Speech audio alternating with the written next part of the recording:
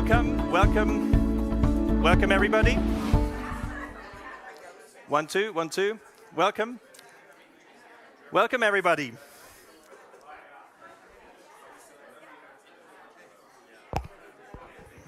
Welcome everybody to the TÜV SÜD Roundtable. May I ask you to slightly sort of slow down your conversations? You can continue them.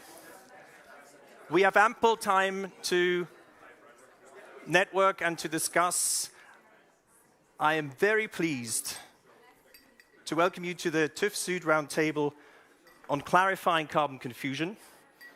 And here at Intent, we have a great program today, and hopefully you will have conversations until tonight. My name is Dennis West. I'm a researcher and associate at Oxford Net Zero.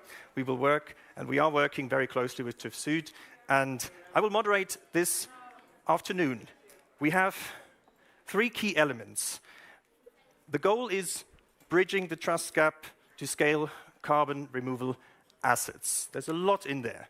So we want to break it down into market demand and standards gaps. And we follow 3 steps today. So you have ample time to discuss. And if people can come in, yes, don't be shy. Good. Input talks. We will start with input talks. We will have a breakout discussion, as you know, and we will have a panel discussion with distinguished guests. So thank you very much for being here for the entire time, because this will be the start of something bigger. We will now hear from several members in this room why closing the emissions gap is about closing the finance gap, and why closing the finance gap is closing the trust gap. And what that means in the current state of carbon removals, and how all market participants, everyone here and outside and in the live stream online, can contribute to the work in 2026 and beyond. To just set the scene, does the clicker work? Perfect. Just set the scene. The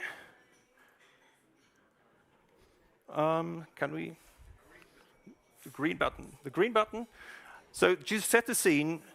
We all know the imperative of net zero, and I just wanted to point out 3 discussions that we had in the pre-roundtable webinar with Steve Smith from the Oxford Net Zero and Smith School at the University of Oxford, and Stephanie Accusa from the University of Arizona. And one point is reduction of CO2 emissions need to happen, and reduction of deforestation. And alongside CDR, scales by mid-century. As you can see in this curve, we need to scale it by mid-century and further to reach net zero and possibly also net negative. The State of CDR report in 2025 sets the baseline for our knowledge. And I appreciate that it's a long document, but I would really recommend you to download it and read it. We have 1.3 million tons of CO2 sequestered in 2023, and it is important that we see that CDR is happening. It's not something that is just in the future, it is happening today. And investors need to think about how the investment case is made today with the different technologies and the different applications and methods at hand. So I'm very, very pleased to now introduce the host and the first speaker, Dr. Céline Bilolo, Chief Sustainability Officer at TÜV SÜD. Céline.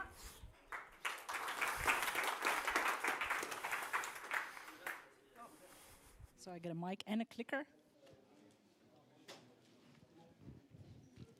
Can you hear me well? Wonderful. And Dennis, sorry, how does it work here on this one? Okay, very good. Yeah, distinguished delegates, esteemed colleagues, and honored guests, good afternoon, everyone. It is my distinct pleasure to welcome you to the TÜV SÜD Roundtable on carbon removals. And yeah, we're here to build credibility in carbon markets, and I think that is an ambition all of us share together. Yeah, today's session is not just a dialogue. We have set it up as a working session, so we will continue then into workout sessions where we all work together on the most pressing issues and where we want to confront the trust deficit that we still see in carbon removals. And on the one hand, we want to bridge ambition and implementation. But on the other hand, we need to think about the infrastructure that is required for these assets to scale. And that is exactly why we're here today. TÜV SÜD, we are very proud to convene this conversation. We are 160 years old this year, already 30 years just in the carbon market. And our whole brand is built around trust. So for the ones that know us, you see the octagon. It is a sign for safety and compliance of regulation. So if there's one thing that we understand, trust is not a given. It is built over time, and we have to achieve the exact same thing for carbon markets. Yeah, so let's begin with a simple truth. If we think about the future of carbon markets, we cannot scale what we don't trust. And one of the main challenges that we see as verifiers that work closely with the infrastructure, with the protocols, with the standards, is that in the exact same way that financial auditors also build trust for capital flows, we do build trust for carbon credits. So that is our role. When we come in, we ensure that they're accurate, that they're transparent, and that they're durable, and also decision useful. So what we intend to do with this roundtable is to move from carbon confusion to carbon confidence. And yeah, we're happy to lead this conversation. So now I need to bring all this together. It's going to be interesting. Yeah, so who am I? I'm Céline. I'm the Chief Sustainability Officer at TÜV SÜD, and I've spent my entire professional career in the broader context of sustainability. So ESG consulting, then larger sustainability decarbonization strategies and organization. I worked for an impact investment vehicle in an organization. But I would say throughout the experience, it always drew me back to my academic background, and that is in finance. Yeah, so the way how I approach carbon markets is through risk and through the lens of what determines a premium of a valuable asset. And this has always driven my focus in this space, and I'm really happy that I joined TÜV SÜD, where I now switch more to the physical impact side. Yeah? So we're an engineering organization with very deep expertise when it comes to the physical characteristics of such things such as carbon removals. And we do understand the differences of the variable risk profiles and pathways, and we want to share this knowledge and also bring this group of distinguished stakeholders together who have all different aspects in looking at carbon removals, but who, I would say, have a more mature understanding of what the challenges are. Yeah, I think what drives me is very simple. We cannot let greenwashing be an excuse for inaction. So what are really the challenges that we must address when we want to scale carbon removals? And that is what this roundtable is essentially about. Yeah, just really briefly about TÜV SÜD. What do we do? I said already 160 years old. We started the first environmental impact assessments roughly 100 years ago. So the chimney gas evaluations, these are some of the first activities that we're active in. But we're working across industries, automotive, energy, hydrogen, textile. Our focus is product quality, compliance, and safety of new technology. Yeah? So if you think about carbon capture storage technology that is just emerging, for us, it is a new technology that wants market access, and that is what our company was built for, and that's what our focus is. Since we deal with all industries, you see literally all sustainability impact areas visible here on this screen. We're going to focus today on carbon removals, but just to give you the overview, yeah, we're active in all spaces because all industries have different challenges when it comes to sustainability impacts. So we have to embed that in our portfolio as well. I think what sets us apart is that we have a clear understanding of the differences between, I would say, more the accounting world, so the accounting, carbon accounting logic, but then the physical climate impacts. And we want to focus on that part today a bit stronger. It is a distinction that is quite relevant, and we do see in public discussions that this is sometimes blurred. Yeah, so at TÜV SÜD, we realize that the domain of carbon removals, it requires very strong technical knowledge. Yeah? You need to understand technology. It is, from my perspective, being taught in finance. It is an engineering topic. So I'm happy to work in this context, and it's really about the actual CO2 that has been removed and to make a reliable statement of how long it's going to stay out of the atmosphere and what risk could reverse it. And that needs to be quantified and brought into a structure that is decision useful for investors, regulators, and also the project developers, right, that have a lot of documents that they need to deal with that we always request. Sorry for that if we have project developers in the room. Good. So let's quickly take a look and reflect on where we've come from and also where we're headed towards. In the early years of carbon markets, and I guess many of you have been active there, the focus was often on volume over verifiability. Yeah? So the idea was really to build this market and to bring credits and many credits in the market. It was not necessarily about their quality. But that is a learning curve, right? So we had to start from somewhere. We saw well-documented failures in the market where I think the entire industry learned, including our industry, that focused at the very beginning strongly just on CO2 emissions. Yeah? So the community aspect that was then later by additional frameworks introduced was something that we learned over time, that we have to really look into the financial flows where they go to. But that was not embedded in the standards. And that is our basis when we look into the quality of credits. So yes, we had the market flooded with a lot of low integrity credits, and I think a growing trust deficit emerged. I would still say, and I believe this is highly important to mention, that the past few years have brought up some meaningful progress. And I think at times, it feels that we're buying too quickly into the narrative of greenwashing. It is true that we had these challenges, but it overlooks the fact that the real and tangible progress have been made.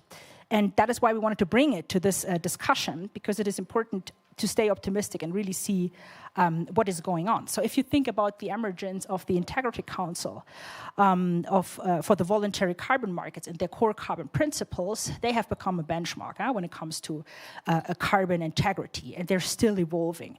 We've seen the rise of independent carbon credits, still evolving, I'm aware, but they do differentiate between high and low integrity assets. We have seen progress, Article 6.4, Article 6.2, particularly at Azerbaijan, now lately, the discussions in Belém, where we've built the foundation for UN-backed trading mechanisms. So these are strong. This is a strong progress that has been made. The harmonization efforts between ISO, we have ISO representatives in the room, as well as the greenhouse gas protocol. Thanks, Peter, for joining. Strong guidance, such as the Oxford carbon principles have emerged. The EU finalized the carbon removal certification framework, and we're starting to get stronger and stronger in the digital monitoring reporting verification, which will move from first pilots to also a scalable business. So it is a lot, the scaffolding is happening, and all market actors have learned their lessons and improved. So the next step for us is the usability. Standards must not only be rigorous and cover different environmental impacts, they must also be practical. Developers need clarity on what they're supposed to deliver to whom. Investors need comparability. And as a regulator, I need a certain consistency over time. And that means that we have to translate the technical criteria into decision-useful formats, transparent data, standardized contracts, and interoperable registries. We have contributed to this endeavor also in the last year through a publication, a guidance on quantifying the uncertainty in carbon removal assets. I think Bratin, our global head of decarbonization, that I don't see. Here, over there. He will get into that into more detail. But what we've proposed is that we have to separate and independently verify 3 distinct dimensions of uncertainty. That is, first of all, measurement, its permanence, and it is the reversal risk. And that is going to be essential if we want to move from a more subjective assessment to a science-based investment grade level and also to investment grade ratings. So I would say there's lots of reason for optimism. The coalition that was just launched also during COP30 in Brazil shows that the harmonization continues to take place and that we want to now move towards a global market, but that requires that a proper infrastructure is in place. Good. So what are our pain points at the moment, and what's our contribution? So since verification is the backbone of carbon markets, it's also time that we modernize it. We did it in a highly manual way, and anyone who has ever encountered an audit by TÜV SÜD knows exactly what I'm talking about. We have different actors that in the end all rely on the same basis. Credible and verified emissions data. We are now working to digitize our verification workflows. We've been partnering successfully with TÜV SÜD, who Marion, the CEO of TÜV SÜD, is in the room today.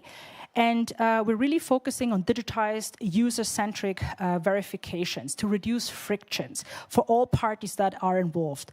Small project developers, especially in emerging markets, it can really unlock new sources of capital by making emissions data interoperable between the different participants that these project developers have to serve, making it auditable also in a continuous basis and making it more transparent.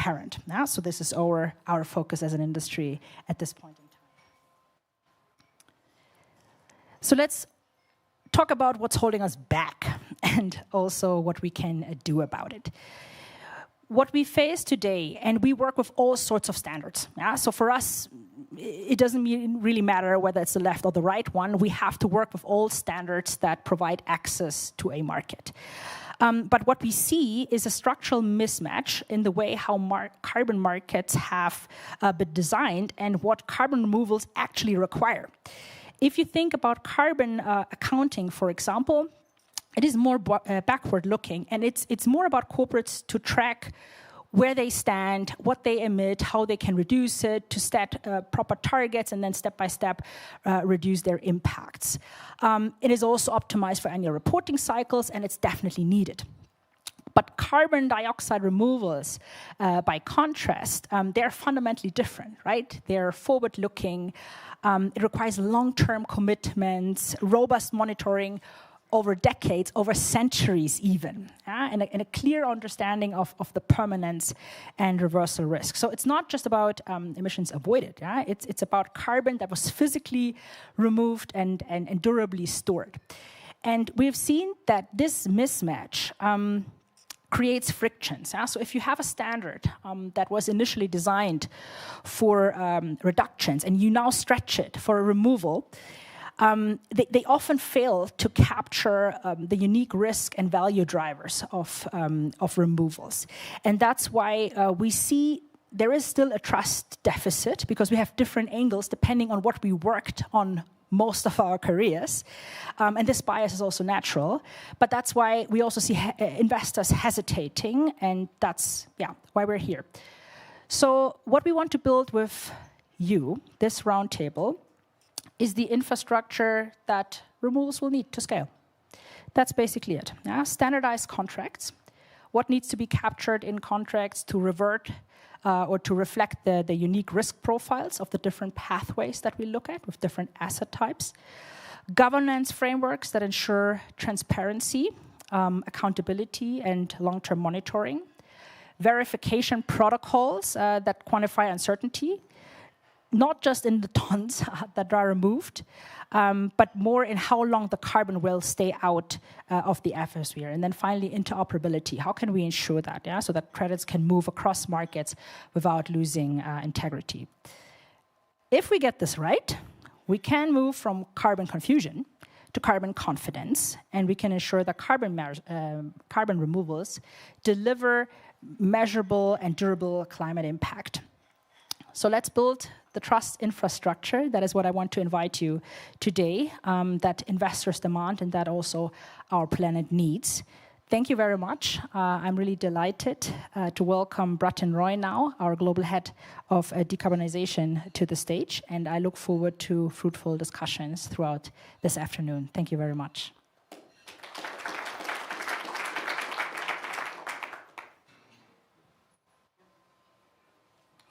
Mike, this. Yeah, I know. Good luck. Yeah. So you have to click. That's more challenge than bridging trust gap. I will Working with laptop screen.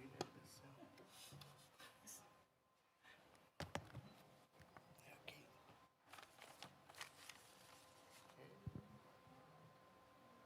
This, right?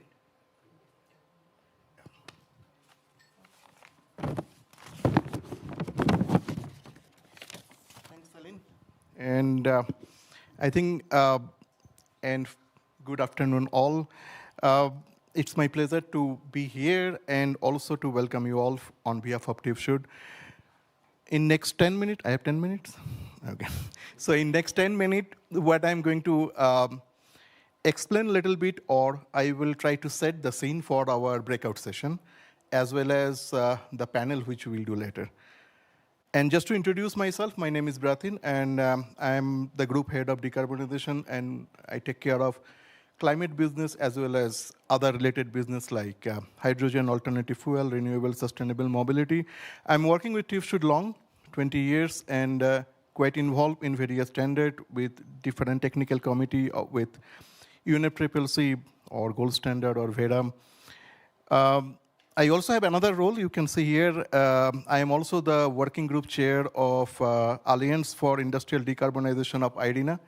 And last week in Future Energy Summit, we also launched a book actually related to the trust deficit and how the decarbonization funding can increase. So I will share some here. Coming back to our presentation topic, first thing first, that and what we probably want to discuss in next half an hour, that related to the fragmentation of standard. And the reality of carbon market today is that there is no dearth of standard. There are many standards. And every standard is correct because they have different purpose. And so there is no single truth. And we just try to compare, I mean, we can spend probably a week on discussion, but try to compare it very quickly, that 5 important standards, and we try to focus is more on carbon removal and carbon topic. So ISO standard, as you all know, whether it is 14064 Part 2 for project or 67, the main focus is always management system and process integrity. And it really does well, and we all look for ISO, and I think we will discuss later, for governance, consistency, and auditability. I mean, we all are auditor. I started my career as an auditor, so ISO is always the backbone. But when we are talking this kind of project, whether it fit fully on project level climate impact, quality, permanence, economic, or measurement condition, probably not, because the purpose is very different. Coming to GHG protocol, I think there are a lot of standardization there. A lot of companies are going to GHG protocol. Main focus is obviously, as we know, emission accounting, scope 1, 2, 3. And it exceedingly does well on comparable of carbon accounting. We can compare with different company and corporate. But can it fully fit? Or whether the purpose actually to see the asset level, MRV, credit quality, and permanence, probably not. So there is a gap. UNFCCC Article 6.2, Céline just mentioned, yes, I mean, it's definitely an intergovernmental transfer. What is the main focus? Main focus is also that how we see that there is no double accounting, one country take credit, another country should not take credit. So it's more a policy level standard. It does not fit fully with investor-grade project risks or deliver certainty. Now, voluntary carbon standard. If we are talking about carbon removal or this kind of project, we have to talk on voluntary carbon. We mentioned VERA and gold standard. It can be GCC and all other standard. Yes, the main focus is voluntary carbon credit and offset. And it has a lot of methodology. It has different scale. But where it, again, does not fit very well or fully well is the long-term permanence clarity, because the definition of permanence, which is very important for carbon removal asset, differ on this voluntary standard. And last but not the least, there is special standard related to engineering carbon removal standard, like say Puro Earth. And it definitely fit well because it has a clear removal focus. This standard has been written for this kind of purpose. But this is still evolving, and if as an investor perspective, that's why I mentioned that I have another role, and I'm talking also on behalf of our working group of Alliance for Decarbonization. As an investor perspective, I still don't get the credibility to the investor that whether there is a compatibility across different technology, because it categorizes all engineering removal in same category. So, where the ambiguity entered, and I think this is what we will discuss also in the breakout session now. And we categorize this ambiguity in 3 areas: permanence issue, monitoring issue, and calculation issue. And yes, there is a mitigation methods delivered by standard and which called reversal and liability. But these 4 but again, here also there are some uncertainty. Starting with permanence. Now, obviously, manual MRV is slow, it's costly, there is an integrated risk, we all know. There is also growing scrutiny on greenwashing, and especially on nature-based project. I'm not getting into there. This is not today's topic. But the traceability is a big question, and how far traceability goes is often not so clear in various standards. Monitoring and MRV. Yes, it addresses the frequency, the accuracy, and some standard has started digitalization. But the white paper which Céline was mentioning, which we have published, we have analyzed various NBS methodologies, and we have seen that if a particular project where there is a long monitoring channel, and most of the methodologies allow like 5% uncertainty or 10% uncertainty. When you see the complete monitoring channel, it propagates to 50% or 55% uncertainty. So with this kind of uncertainty, as a standard, your project can get carbon credit, but as an investor, whether you will trust, it's a question. Now, having said all 3, there is a nice mechanism called reversal and liability, and it's called buffer pool. So what does it mean? The standards say that, yes, there would be uncertainty. There would be, say, forest fire. There would be land use change. So we should keep 10 to 15% of verifiable credit as a buffer. Now the question is, it cannot be so standardized, right? Because it depends on the geological location. It depends on the landscape. So 10 to 15%, all the uncertainty even happen in 1 decade, where your permanence is 100 years. So only 10 to 15% buffer pool, rather than focusing on very specific risk calculation based on the methodology and landscape, is probably more useful. So I will finish quickly. So with all this, there is a risk, and that's why investor and developer hesitate. And I think we will try to discuss that how we can overcome that. Because as an investor, they cannot compare carbon asset across technology. Permanence risk is often not priced because you don't know that what kind of risk premium is there, what kind of risk you need to add it. And there is no equivalent rating. As a project developer, there are multiple audit, multiple interpretation. Long-term liability is extremely unclear. You are also there in today, another session in the morning, where also the people who were telling that, yes, as an investor, as a finance guy, it's always difficult to explain them about this long-term liabilities and the stuff.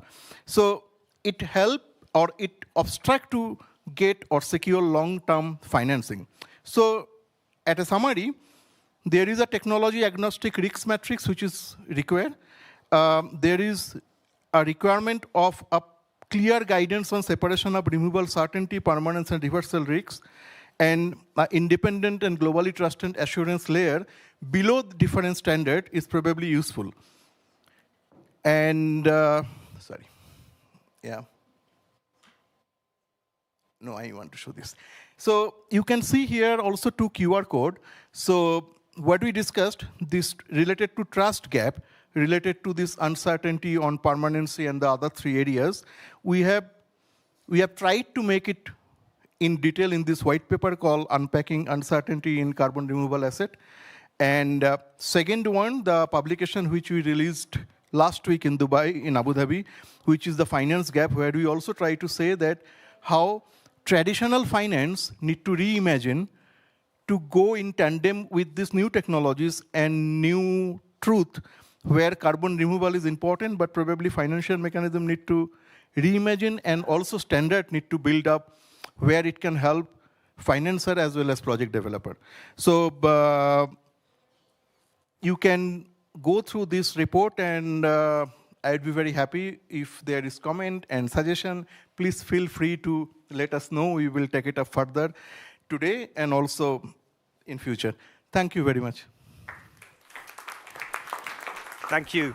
Thank you very much, Bratin. Thank you, Céline. We will now move, and I leave it a little bit for people to download it. Thank you.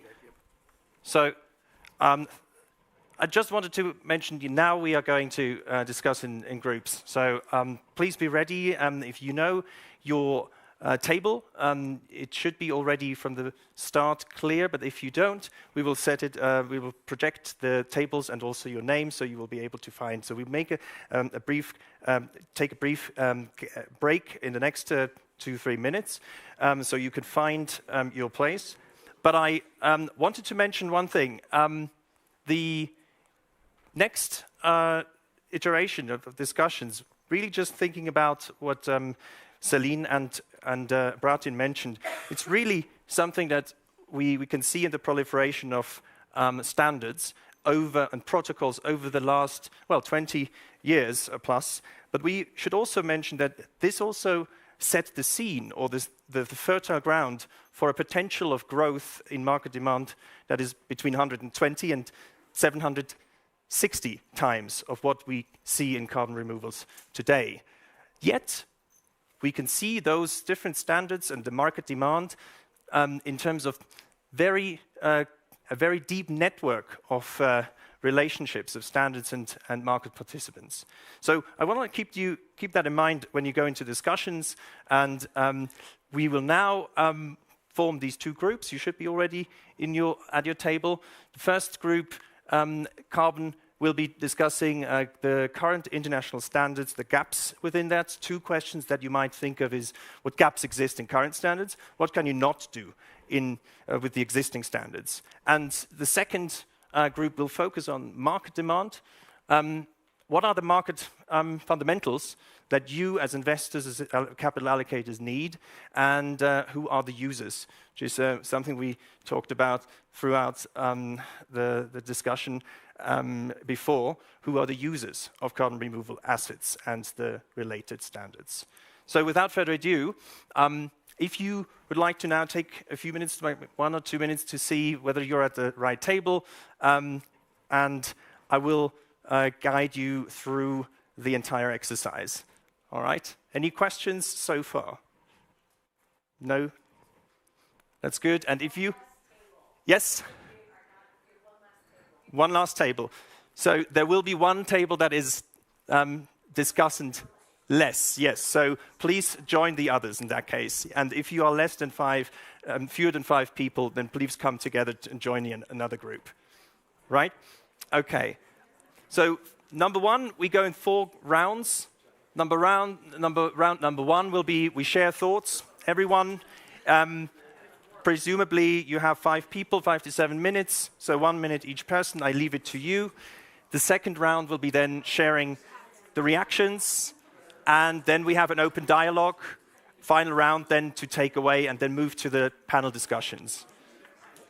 All right? Good. I will take the time and will guide you through it.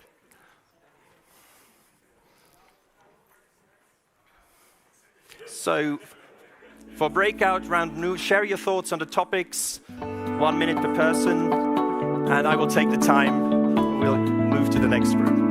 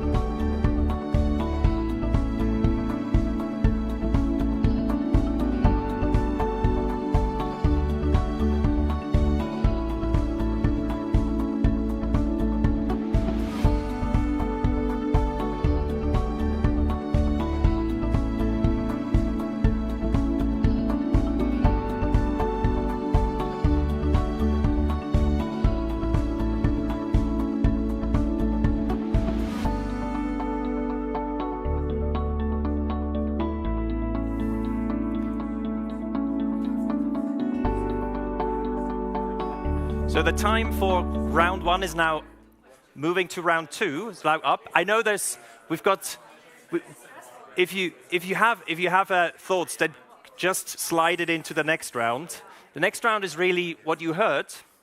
Share reactions of what you heard. And if you're not there yet, that's fine. But we can continue as well.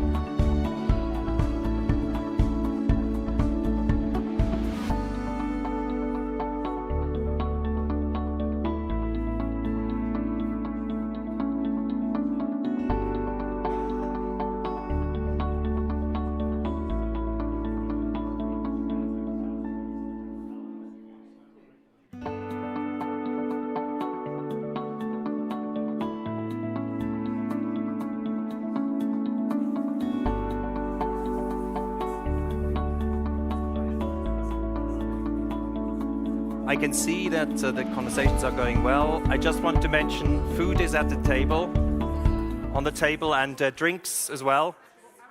For the next 15 minutes, we focus on the further conversation, that if you haven't done so already, the unstructured way, but please continue.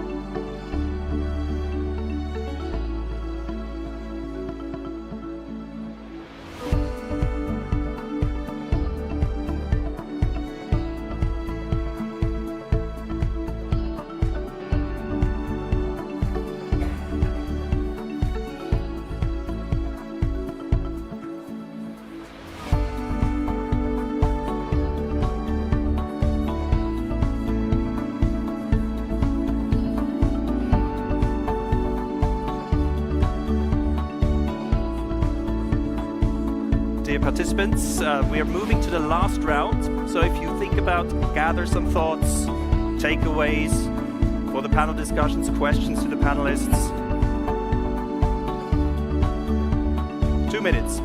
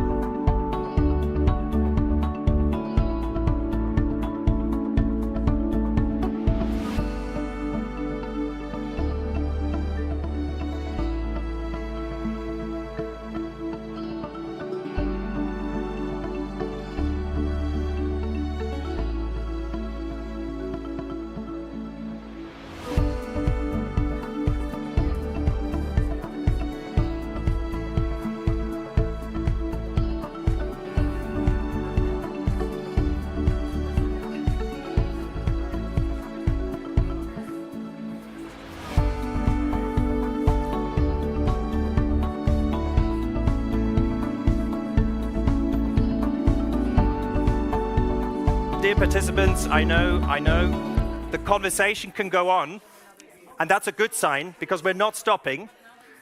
Thank you for, going through those 30 minutes. I would like to ask table 7 to come for the panel discussion, to move over to table 5. Don't worry, it's the same. You're the only one, we did a bit of an experiment, you're the only one that has both standards and markets together.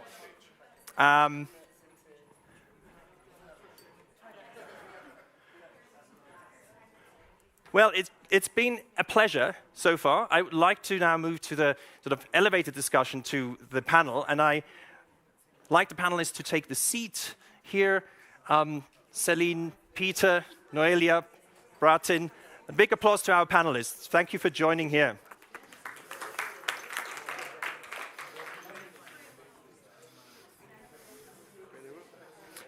If you can sit here. Sorry, here. Thank you.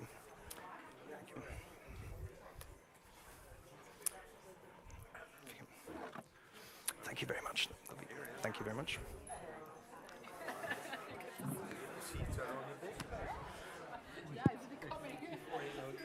Now it's my favorite.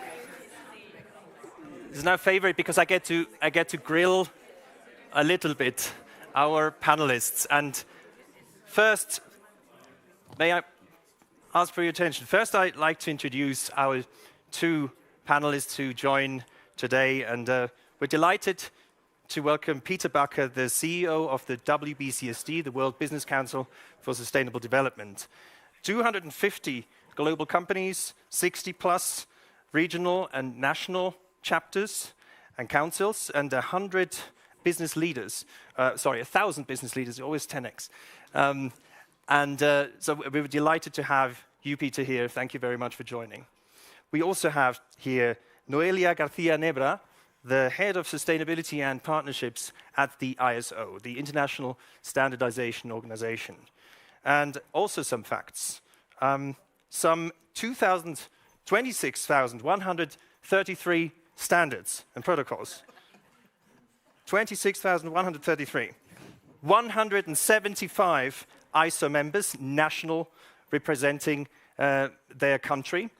Then 823 tech committees, or technical committees and subcommittees, and maybe you know some people here in the room who all work together on those committees as well. So, great thank you to you as well to join this panel. Then, of course, I would like to turn to our hosts, Dr. Céline Bilolo, Chief Sustainability Officer, and Bratin Roy, Head of Global Decarbonisation at TÜV SÜD. And I wanted to just give you also some facts about TÜV SÜD. It's like 30,000 employees around the world working with you.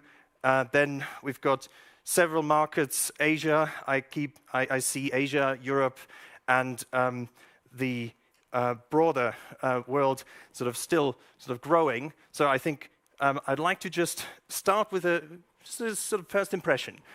What are the takeaways, Céline, Bratin, that you got at your table? A few first sentiments. Yeah, we had a very engaging discussion, I would say, with various representatives at the table from more the standard setting space, but also financial advisors and then project developers. I would say our discussion focused on implementation and usability. And in the end, I think we discussed more what needs to come after the standard. Yeah? So we didn't discuss much about the standard itself. We emphasized the role of SBTi, that it's really clear what role removals are going to play.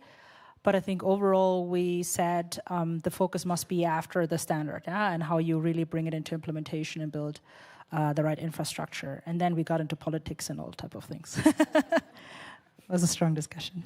Thank you. Bratin. Okay.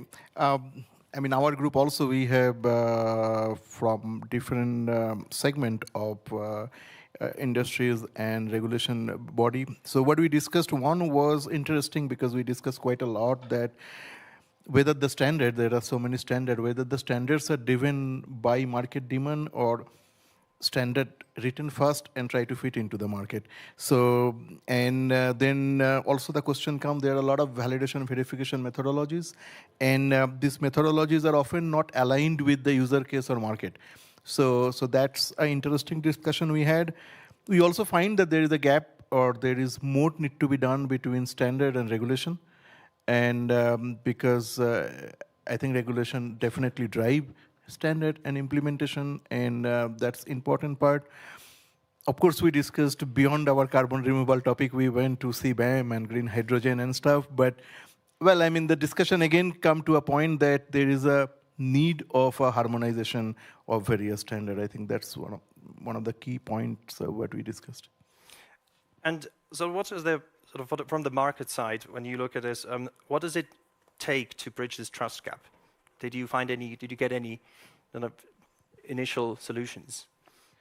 Yeah, I mean, one of the things which we discussed is that to consider the user case and user market and user condition, and then adopt standard. And as there are a lot of other standards, various standards, there is probably a need of a more harmonized and collaborative consultation. And as she was there, so I think the ISO is the great example how the different stakeholder and group come together for a standard. So we try to discuss that also, that the collaboration and consultation with various standard and regulation and the group. I'd like to turn to you, Noelia, as well. Yeah, the global collaboration is in these day and age, how do you see ISO sort of really forging new pathways, new ways to collaborate on standards? Also some reflections from the table as well. Thank you. Collaboration has been at the backbone of ISO since 1945, when actually ISO was created. ISO does develop standards in a multi-stakeholder way. I sometimes know that it's thought as a private sector standard, a private standard, but actually we are a multi-stakeholder platform for developing standards. Going to the user needs, the development of the standard comes always from a bottom-up approach. So it's the market, it's the different stakeholders, being the private sector, being government, or being civil society, that bring the need for a standard. It's consensus-based as well. Consensus not being unanimity. Right? Let's also make that clear. But that's what makes a standard international. And going to the discussions we were having, I think there are many factors that have contributed to the fragmentation today, right? And it's the fact that there have been a lot of private standards and NGOs developing standards, not necessarily representing a multi-stakeholder view. Regulators also creating fragmentation with different regulations, and we had also the discussion of what is a regulation and what is a standard. I will not get there today, but that's also an important differentiation to do. So the regulation is the what do we want to achieve, right? The standard is how you get there. So we need harmonization at the what level, so at the regulatory level. If we have different CBAMs developed at the European Union and then the Canadians, we have a problem. And then if we have fragmentation at the how, so how we get to that what, we continue agreeing on the fragmentation. Another, to finalize on the collaboration aspect at ISO, very often the standards we develop don't start on a white page. We start from standards that may exist at the national level. We partner with other organizations that also develop standard and that are working and known by the market to turn that into an actual international standard based on the principles that I just explained. So I think that's also an important aspect of decreasing that fragmentation. Thank you. That sets the scene very well. We go into the more detailed aspects a bit later. Peter, the market reality that you see, where the challenge is at the moment when it comes to carbon removal assets, specifically, but also broadly, when it comes to collaboration in this day and age? Well, I first want to talk about my own challenges. This is my number 7 speech or panel of the day.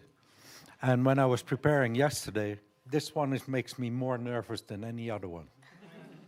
And why is that? Because the minute you start talking about carbon markets, carbon removals, you enter in a whole new sphere of jargon, which business people like me have no clue what the F you guys are talking about in many, and that's a problem. Because I tend to work 250 large companies, together 26% of all global emissions, so there's a real need to decarbonize that bunch. But in those even largest companies, there might be 1 or 2 experts who can engage in the market conversation. By the time you lift this to the CEO, he just has no idea what you're trying to tell him or her. So that's one. It's we really need to talk in simple language. And the simple language is, we know from all the scenarios we built that even if we decarbonize at the fastest rate possible, there will be 10 gigatons residual emissions in 2050. For those of you who've read the latest science, actually 3 days ago, the science thought that 1.5 degree would be breached in 2040. They've adjusted their model. We'll be there before 2030. We're in a shit show. So we need to decarbonize much faster than we once thought. Then we have SBTI. They know, oh, if you use this type of instrument, oh, we can't really recognize that. So where's my incentive to do it? Then you have had quite a few scandals in projects that the integrity, the quality of what you're supposed to buy, is it really reliable? Then you have a conversation that the verification, verifiers, whatever the proper English word is, keep changing the goalposts. So one day you decide to invest, the next day it's no longer good enough. So I'm here probably for all kind of reasons. I'm in WBCSD. I'm on the board of Gen Zero, which plays a big game. And we are co-host and co-author of the Greenhouse Gas Protocol. We need to assess first that this market is not working. And we're still on the point that it could easily collapse. Because there's no integrity of supply, the demand has walked away because there is no incentive to invest, because SBTI can't get its shit together, whatever the issues are. And on the top of all of that, you get new approaches paid for by oil and gas to say, no, we don't want Scope 3 accounting anymore, we have a better idea, we don't want to be held accountable for downstream. So, I mean, it's a mess. And if we look at that, then standards and all that is super important, but we need to build a system conversation. The new Coalition to Grow Carbon Markets, Singapore, UK, Kenya launched it. I think they now have 14 other governments joining that, bringing to, and I can't even remember the abbreviations, IC, VC, MEI, CI, VC, and then VMCI, CICV. I don't know. But anyway, all these people are now jammed in a room, investors, corporates. We are running the business advisory group for that, to bring the real economy demand in it. But we need to have a conversation about how do we get this market to work, because if this market doesn't work, we don't need to talk about standards. So that doesn't help you much, but that's kind of the reality where we are. And, you know, sustainability, nobody's backtracking. The conversation is, show me the business case. Make it investable. That's the conversation. So physical risk in supply chain, oops, I better pay attention. That's a type of language we need to bring into this conversation as well. Anyway, sorry for being long. Thanks, Peter. And we now sort of covered the what, and I'd like to just open the conversation now to the group. Team, we got really a warning. If there is jargon, I will call it out, and if I don't know the abbreviation, someone needs to know. Okay, let's play that game. And it's an important game because we have many people watching and want to understand, right? Otherwise, they wouldn't be here with us here and also in the live stream. So thank you for that reminder. Now, I'd like to go to the tables, and let's start with the first one. I think this was table 2. Standards, correct? So what should I add to the most positive notion from Peter Bakker? Yeah, so the discussions what we had here on this table is going more or less in a similar direction, as you have mentioned. Maybe phrasing a few points which we can say next to what you introduced, Peter. First of all, the capital is there, but it's not going to be unlocked at this point in time. And this is where we are. And the question is, why is that the case? And I think one of the key aspects we see, as of today, it's not going to be unlocked because there is no business case, there's no capacity out there. You have mentioned this one in the companies. Regulation is lacking, track records are lacking, but it's working out. And yes, peer movement is missing. And all these things together are bringing us to this situation that the market is just not kicking off. But the question is going to be who can kick it off. And here we're coming into aspects like maybe a little bit of positive notion and hope, public-private partnerships, what is going on with development banks, what is going to be with whatever kind of finance vehicles like the bond piece, what we had, and sustainability impact bonds, green bonds, and so on and so on. This might be first attempts to get this started. Being honest, is this going to be fast enough? Most probably not.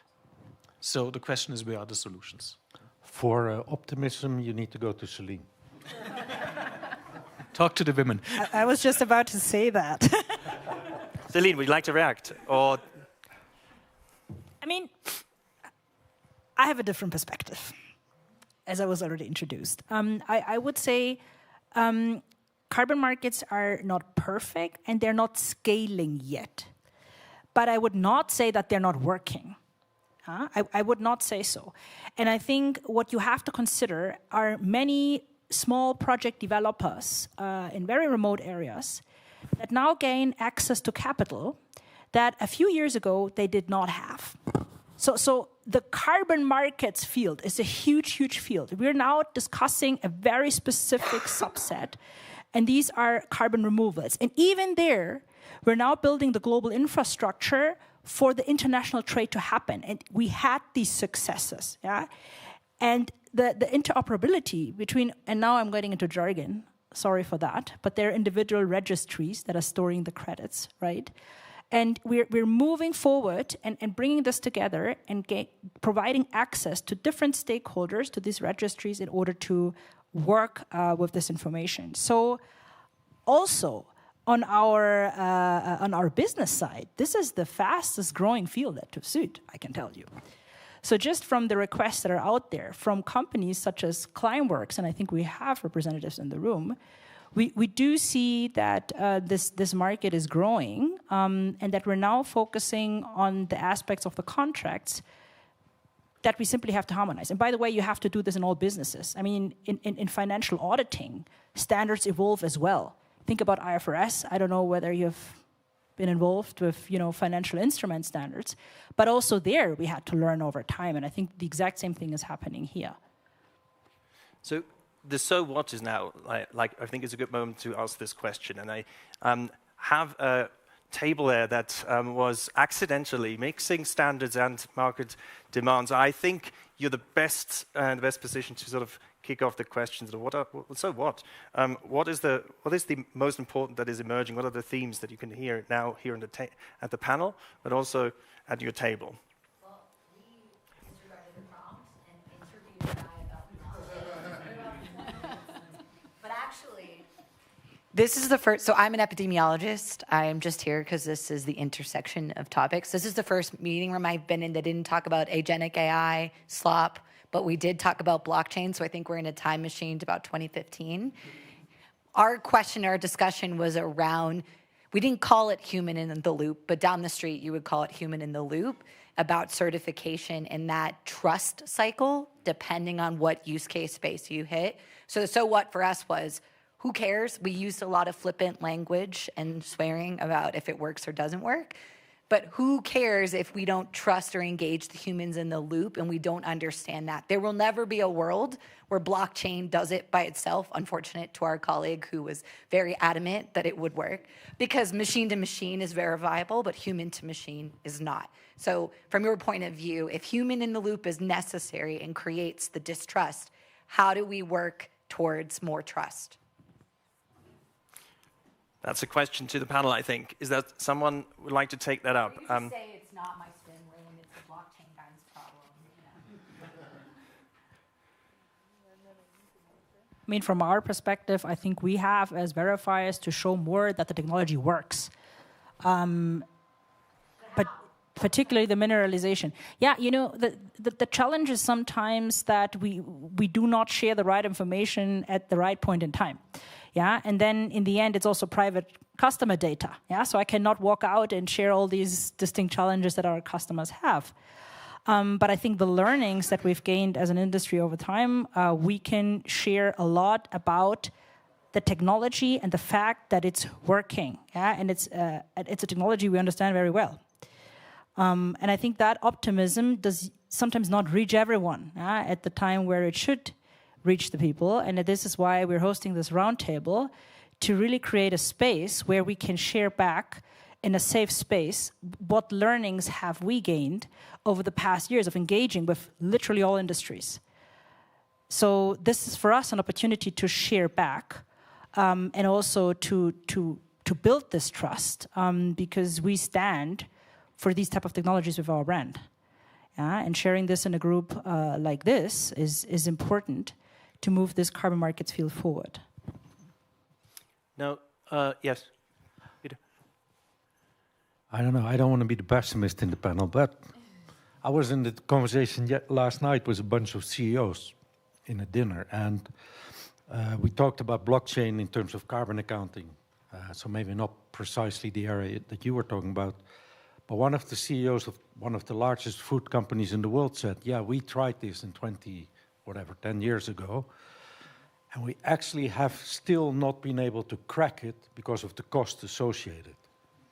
And I think today we're in a world where sustainability hasn't died, is being integrated into corporate strategies, corporate everything, but you cannot expect success if it's not affordable. Then it doesn't fly. I want to bring the discussion to the most recent event in November, COP, Climate COP. So we've got now international carbon market governance that is kicked off up all the way down to monitoring and verification. So what are your wishes that's now going to happen, Peter? And I would like to also bring in Noelia there. What are your wishes, and then how do you connect the market demand with the standards gaps in your most recent joint venture that you have? I think, I have two wishes. One is we need to turn all these conversations into a global debate. COP30 had good conversations, whether it was the coalition to grow carbon markets, but then the COP presidency announced out of the blue, oh yeah, there's a new coalition for carbon markets, which completely different group. So let's just put these things together. Let's work hard on what is needed to get integrity in the supply. How do we get SBTi to recognize these type of investments? And what does business need to have the confidence to invest in this market? And then sure, there's regulation. The second, and that's for me the more important, very optimistic outcome out of COP30. The action agenda from the COP president has said we need to work the harmonization of standards for carbon accounting, and that will involve this conversation. ISO and Greenhouse Gas Protocol have been mandated to lead that conversation, but ask everybody who has an opinion or whatever it may be, your board was full of them, to come to that table and say, how do we learn from each other? And then I'll hand over to Noemi, because you may have seen that in New York last year, ISO and Greenhouse Gas have announced that we will work together to harmonize our standards. A lot of yours are towards governments, or ours are towards business, but even that needs to become one language. And that's really good news. That was optimistic. Exactly, and I'm very proud. That was certainly for me the good news, indeed, as Peter shared, on the actual agenda side and the request for harmonization and building on our partnership to make that harmonization real in a multi-stakeholder open platform. I want to say, because we recognize the importance of having all the voices, all the user cases at the table. Align on the negative side as well, and going to my initial point of like harmonization at the regulatory level and then harmonization from the standard perspective. Yeah, on the carbon market side, why building new infrastructure, while building new governance when they already exist? Countries, they have the national quality infrastructure with organizations such as TÜV SÜD accredited to do validation and verification according to international recognized methods. So why creating new governance in that space when the organizations that exist there that form this quality infrastructure already exist? So on one side, good news, pushing an effort towards harmonizing. Super glad that Greenhouse Gas Protocol and ISO are leading on that. Not that so good news, creating fragmentation on another side and new governance structures when it's not needed. The infrastructure is there. It exists in every country, including developing countries. I mean, we forget to mention the need of making sure that developing countries are part of that discussion. Well, just taking up the ball here, if we think of the 720 times that carbon markets need to scale, and we heard one of our youngest citizens here, it's for them. Yes, and that's a very good point. But if we think about this scaling, what are the sort of challenges that you see now, going back to the standards network that we briefly projected on the screen? Bratin, what are your next steps that you would take if you now hear what the collaboration with ISO and with GHG protocol as this unfolds? What are your thoughts here? I mean, I would focus on one point from TÜV SÜD, as well as my other role as a chair of Green Finance Working Group. I think that collaboration and governance is there. I think involving more science and technology will help us. We don't need probably another new set of governance. I am firm believer we talk on this blockchain topic. I think digitalization is important, and a lot of fragmentation of standard. Every standard is now working with the digital MRV, digital methodology. Article 6.2, every country want to have the digital registry. Everybody need to link with each other. So I would dream that there would be a case where there would be a common platform where standard can put their methodology there, project developer can put the project there, ABB, we have representative in our table, and all the sensor company, they put their digital MRB data there. We, as a validated verifier, we always hear that we are the bottleneck because we take a lot of time to do the stuff, but we don't have access. So we get into there, and we also digitalize our verification process. We put our report there, register it, picked up there, and issue the credit, and it goes.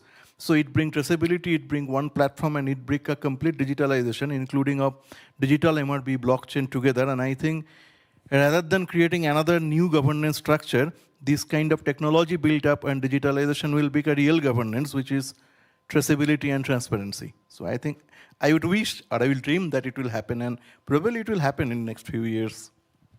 One of your main insights from the Green Finance Going Global report that was launched last week, Céline, Bratin, I would like to bring you as well in, is that there are three natural ways or traditional ways of reducing risks: to manage, to transfer, to compensate risk.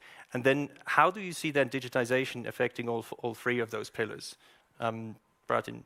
I mean, it's help everywhere. Like when you are talking reducing risks, so if you have a data transparency, and if you have an entire supply chain in a same data platform, it definitely reduces the risks.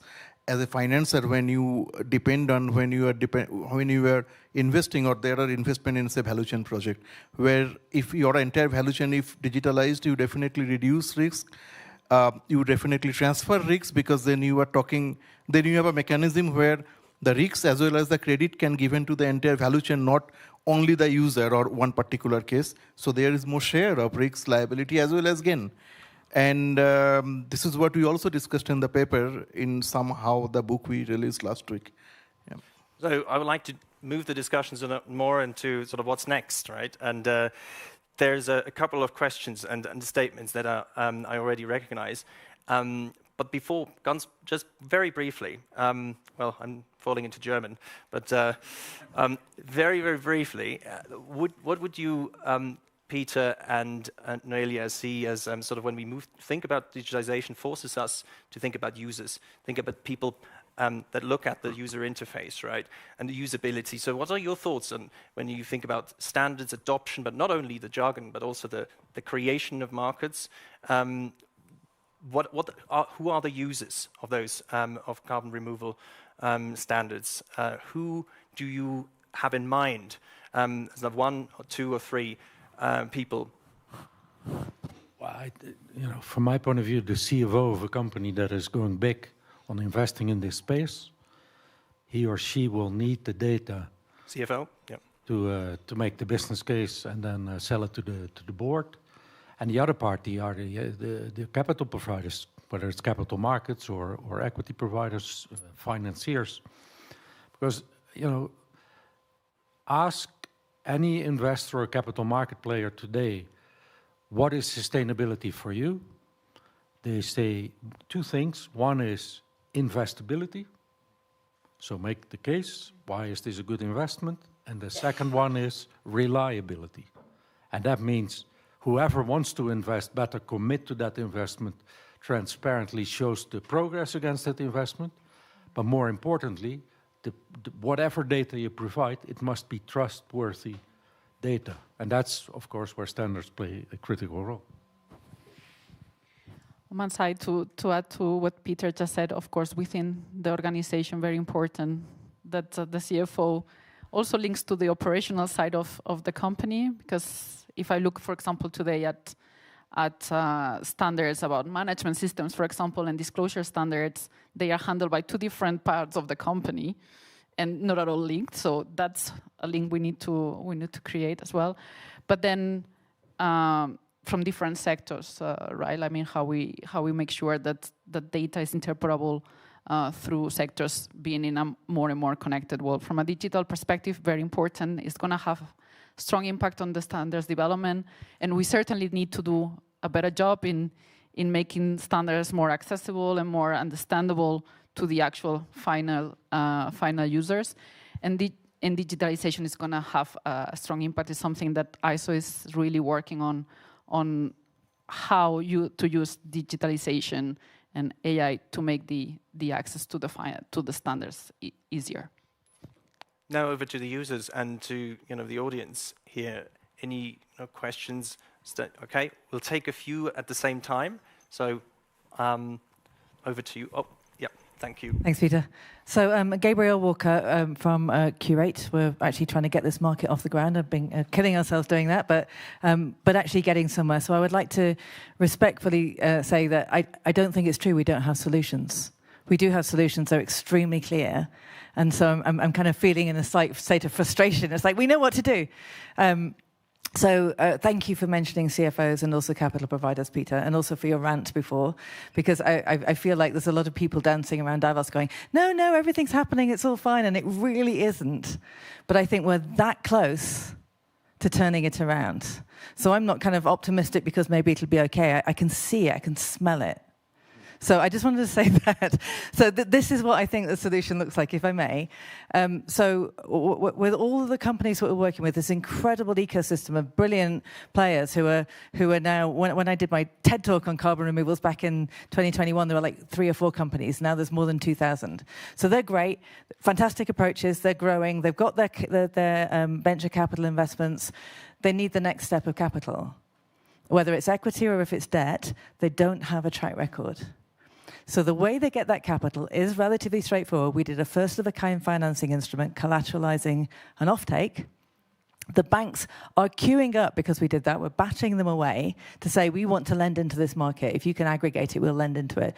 But we have to have the offtakes. We don't have a track record, so we have to have the offtakes to collateralize. So what we need to get this market going is offtakes from AAA companies who promise to buy. So what does that take? It takes answers to the CFO's questions in the affirmative. Question 1, is anyone telling us to do this now? And that's why the standards matter. And that's why, like the ISO Net Zero Aligned Organization Standard coming out next year, I'm extremely excited about it. One of my colleagues working this year, in 2026, oh my God, this year, will say you need to have a short-term target on removals to have a net zero. It's amazing. It's going to be revolutionary. So we've got those standards coming, and that's why it matters. But also, what's anyone else doing? What are our competitors doing? If we can just get some more players from every sector with easy on-ramps to start this off, it's going to go. So what are the easy on-ramps? What kind of simple approaches to initial business models? Markets tightening, prices are going up, regulations coming, and you can do it easily in a way that makes it safe. That's all we need. And I tell you, I really can smell it. So anything you can do to make this happen, please do, because that's how we're going to win. Thank you for coming to my TED Talk. Who can smell the offtakes? Offtakes, and there we are in the territory of forward contracts. There we are in the territory of more liquid markets and in commodity markets. And I think we don't want to go down that route, but this is exactly why we put this panel together, and also you in this room. And I'd like to give you just briefly, Céline, because we talked about forward-looking. You've at the end of your input talk a point about forward-looking information. So what sort of can you say about the forward-looking work that you're doing here in this respect at TÜV SÜD to enable that kind of collaboration, without saying too much about the announcement at the end? I just wanted to make the announcement. So you took that away from me. Yeah, no, but we are starting, or we're kicking off a guidance project. I will do the announcement now. Sorry for that. So we're kicking off a guidance project that will focus on the discussions that we had today. On the one hand, to remove jargon from what we actually intend to do, but then also explaining where we already have the solutions. And I really liked your contribution that you just made. Yes, we do understand the technology, but we just have to translate it into an investable format. And that is what we're going to do, and that is why we need different stakeholders that have different perspective and different needs when it comes to this information. A translation of the different risk formats, what determines the risk, price benchmarks, quite practical topics. How will the contracts look like? How do we involve ex ante, ex post considerations, when to invest? So that is going to be tackled in this regard. Well, you said it. We'll get a bit more in detail then. May I turn to the next question here? Yeah, maybe it's not going to add so much additional, but I'm representing one of these companies that has a AAA, one of the off-takers you're talking about. Peter is representing us, or we are members of World Business Council. And I have to say, ABP, we haven't answered any of the questions that Peter put at the beginning in his rant. So for me, I'm sitting here, and I haven't heard all the things that's going on and the standards and your announcement. It doesn't resolve, the reason of why I should move forward. So I have no business case I can build internally. I'm here because I want to, but there is no business case right now for me. Okay, question then would be, is this the end of SBTi? Question would be to Peter, what's your outlook there? The other one I'm curious about, how much has been the impact of this derailing effort that you mentioned of our oil and gas friends on, again, another standard, because this is not helping the conversation of you trying to bring things together. But here we are. I haven't heard anything today that is making me move closer to an offtake, even though you're smelling it being so close away. Sorry, close from it. So this is also my Oxo Net Zero disclaimer that before we decarbonize through removals, we should decarbonize through reductions. So just a bit of disclaimer, but Peter, I think you were asked to sort of give a reaction, I think. Yeah, no, I mean, I don't want to repeat my rant. Let me try to end positively. Without this market working, we will not get out of our climate problem globally. So we have to make it work. There's no other way. However, we need to begin at a higher level than the conversation on which standard is better than the other, or which oil and gas company is trying to sabotage the whole bunch. That's an irritant that takes up a lot of my time, but we'll deal with that somehow. But what we need is to bring all components of what we need in this market together. SBTi is a key component. David Kennedy is a much better man than whatever was before. I don't think, and I'm concerned, that the ideology has been washed out of the group there. And there is too much ideology in this debate, whether it is or isn't allowed, all that noise. And if we don't get that solved, the demand will not appear. We can talk about standards till we're blue in the face. If there's no demand, not going to work. And I hear lots of, you were optimistic, you are optimistic. There's a lot of optimists, but the market as a whole is not working. And I know you think different because it's your fastest growing segment in the business, so it's good for you. I'm happy. I am in a couple of spots where every company I look to, whether it's on the investor side or on the market making side, like Climeworks, they are all going through strategic reviews because the model they started on is not working because the market isn't working. And so I don't know. I happen to think the Coalition to Grow Carbon Markets is probably the best group of people in this space. I'm not even sure the standard setters are at that table, so maybe you should join that conversation. But you know, we need to put pressure on SBTi. We need to put pressure on ICMCI, and VCMCI, CVCI need to also do, and then business will need to say, what do we need to make that work? That's the conversation number one, in simple terms that a CFO can actually, because if you're not even that, but if you're the carbon market expert in your company, you don't get any second of time of your CFO, because he will think you talk an alien language. Really, yes, I thought so. I thought so. And also, if you can briefly mention something about, you know, how you collaborate with, you know, newcomers in the arena. We heard carbon measures and e-ledgers. Well, actually, I wanted to be a little bit provocative as well when you were mentioning about, we were talking about the business case. But I have the feeling, and that's my total personal perspective, that we are all looking at someone else to tell us the business case. Like, it's like, who is supposed to put forward the business case? And it feels a little bit that we are passing the ball to each other and waiting for, I don't know who to set up the business case. So my claim would be like, let's get together and put it together. No question, it's me who has to build the business case, but I don't have the elements for it, sorry. Okay, well, that's already. I mean, just in addition, this is in the end, you're right. Yeah, it is set up as a technical roundtable, and I think the idea that we have in terms of the challenges that we see in the infrastructure is to show that it's not greenwashing, and to prove that science-based and also through the testing we do. So I hope the answers that we can give you over time is that you are able to distinguish reliably in different credit qualities. Because the discussions that I am having internally sometimes, the people that are further away from the content is also, this is all the same. Yeah, it's greenwashing, and whether I invest in a removal or whether I invest in whatever, it doesn't make a huge difference. I'm exaggerating now. But I hope we can bring more clarity to at least that. And that is a technical aspect, and that is what this roundtable is set for. There are different formats where you're right, where you push the demand side. Yeah? So the regulatory context, forcing in the end organization to do this, and then ensuring that investors can differentiate between companies that take this seriously, that are investing in high integrity credits, versus the ones that are doing whatever.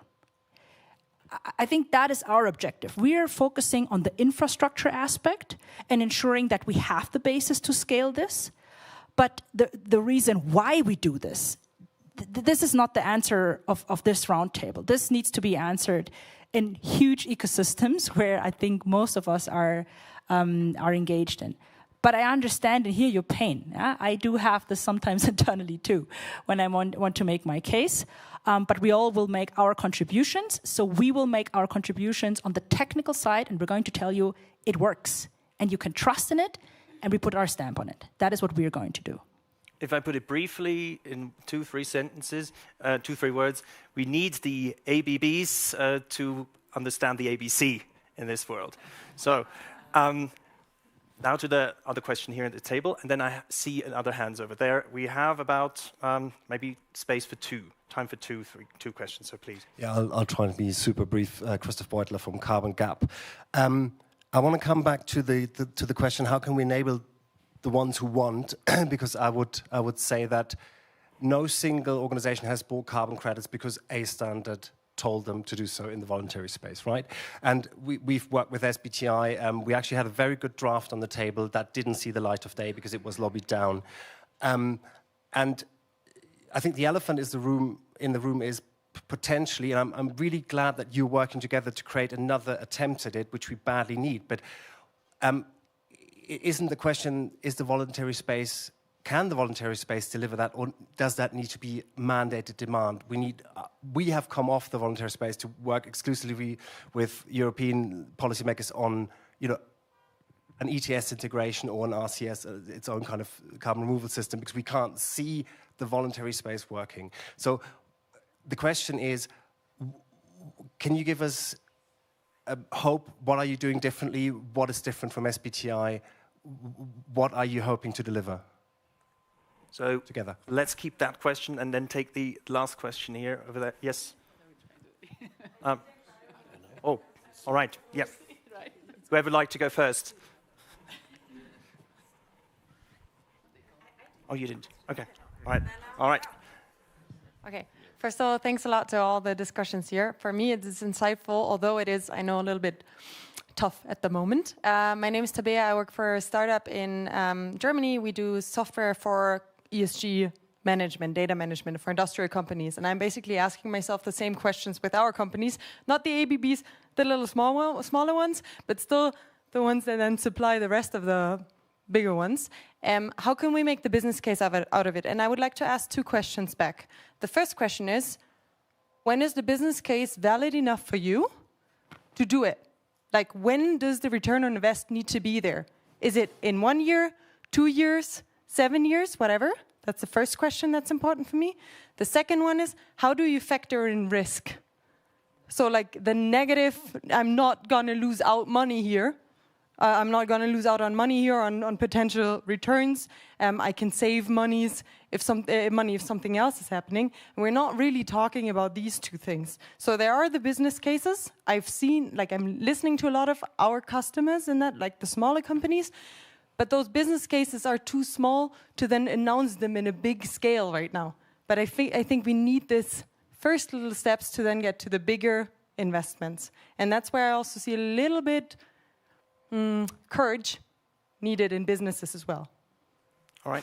So we've got 2 in 1 as usual, and we've got time horizons and risk management. When is the point? I think there was a question towards the panel, or to.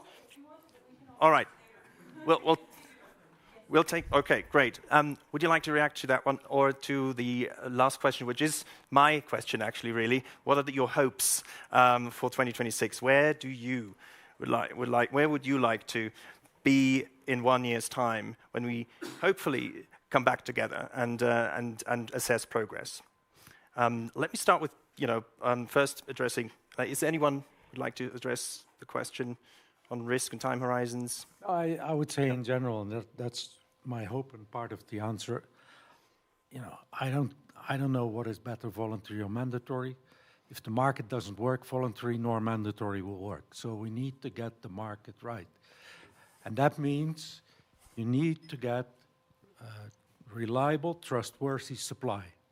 Quality of credits should be ensured, and ICVM is working on that. We need to get an incentive. SBTi needs to get there, because without it, people could say, well, I don't know, if we don't get an incentive, why would we play? Other than lots of people who have the foresight to go, because going first avoids price hikes when there is a scarcity of credit. So there's all kinds of reasons why you should go without all of that being in place. Some are, but the ones who need to be making business cases in the house will find that a bit difficult. It's not just nature-based. You need to build a portfolio of nature and technology-based solutions. All that type of stuff is being understood well, but we need to really design a market that is in shape so that it's not just the people who want to go first and have the foresight, but that we really can scale this. Because 10 gigatons is not a small thing. And with the science coming up with I think it's going to be 10 gigatons by 2040, not by 2050. Well, then we better make the market work. Noelia? Not hopes. Hopes. I mean, I believe the voluntary and the mandatory aspects, they need to coexist. They address different needs. They have different times as well. So there is a time for things, and here I refer to Tom Hale's also conveyor belt model. We have experiences where the voluntary space have moved the needle while the regulatory space was trying to figure it out. The need for regulatory to scale up sometimes as well. In the current context as well, probably we will rely again more on the voluntary space. So I don't think one is one or the other. I think they should coexist, and my wish is that they coexist and they align as much as possible, going back to my initial point. There is fragmentation at the regulatory level, there is fragmentation at the voluntary, in the voluntary space level, so there is space to improve in both levels. Bratin, hopes for 2026 and somewhere like what she said, I mean, I would hope that the voluntary and compliance or mandatory market goes in tandem. And we have seen actually, if you see the carbon market development starting from 2000, I think until 2012, voluntary market plays a significant role, whether it is CDM or other. There are a lot of innovation happen. I mean, we have seen, because of this market, we have seen a project like a cookstop project in some part of the world. Now there is a different annotation on cookstop, but when it started, it was a good cookstop project. We have seen even a tuk-tuk project in Bangkok getting a carbon credit and going to some island of a transportation project. So voluntary market definitely bring certain innovation. Then there was a time come when market collapse and the compliance market work, but now again voluntary market. So I think this distinguishes little uneasy. Rather, it's better that both market work in tandem, learn each other, consult each other, and then the market grow. Thank you. Céline? I will keep it brief because we have to close and people have to run. I hope we can retire the phrase trust deficit. That would be at least my objective that I will work towards with. I will close the discussion now. Thank you very much for your contributions. It has really been an engaging discussion. Thanks for our co-panelists here on the stage. I love controversial debates about these topics. I remain positive. And if you would like to join the roundtable, please do reach out to us. You have our contacts, and we will share further information in the aftermath of this session. Yeah, and I look forward to the cocktail sessions, I guess. Thank you very much to the panel. This concludes, and thank you very much. I would like to just hand out one thing to all of you. Thank you very much. Where do we have the... well, thank you very much. I would like to just, again, a panel, great pleasure. Thank you very much, Peter. And applause again for our panel. Noelia, thank you again. I just want to say thank you as well, Céline, for hosting, and Bratin as well for your inputs. We've got now the opportunity to, mingle a bit and outside. And TÜV SÜD will be also available as a team here as well. Again, thank you very much for coming. And you will be able to get more information under the sustainability@tuvsud.com email. All right? Thank you very much. Good. Okay.